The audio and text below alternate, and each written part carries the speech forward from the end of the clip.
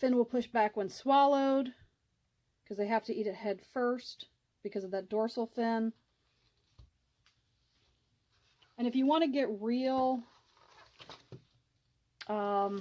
fancy, this was one I did in one of the scrub areas, and I made this cutesy little Florida scrub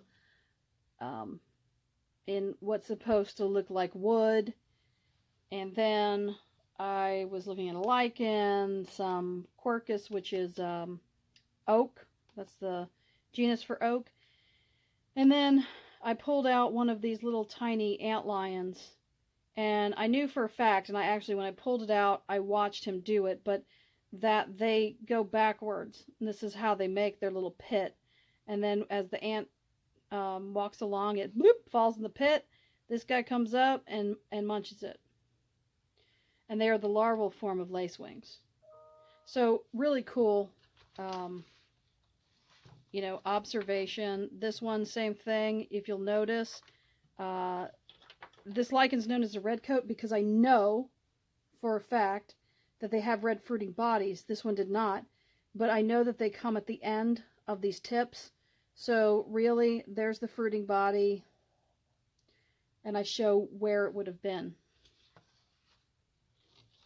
This is a very good exercise. I would suggest anybody that will do this.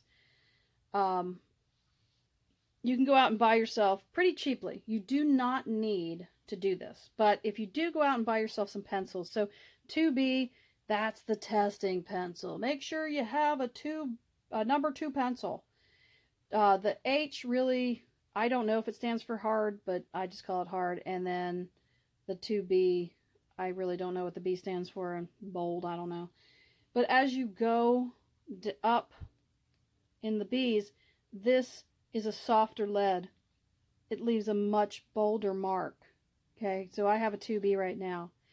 And there's the gradient of the 2B. I started out really light, and this is as dark as I could get it.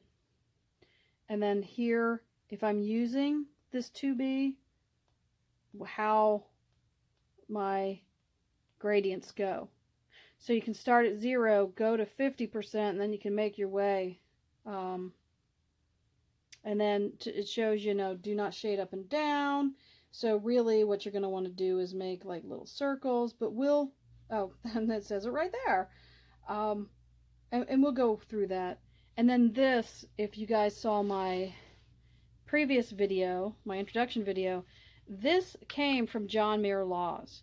This is a really, really cool free resource, okay? Not only do you have this little protractor, you have the ruler, but here's his questions. Here's percent cover.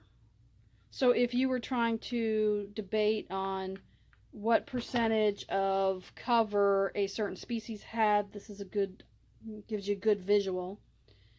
And then the Beaufort scale is, for wind, I don't use it. I just kind of guesstimate what the wind is. But you can go over to his site, and I'll leave a link in the comments below. And if you get something this big, I'd say tape it in like I did. If you get a smaller book, just fold it in half, tape it in, and that way when you open it up, you can unfold it. You taped it so it won't fall out, just tape the bottom corners, and then you'll still have it. But that's kind of the overview of paper. We'll get into paper more so when we get into actually using other stuff besides pencils.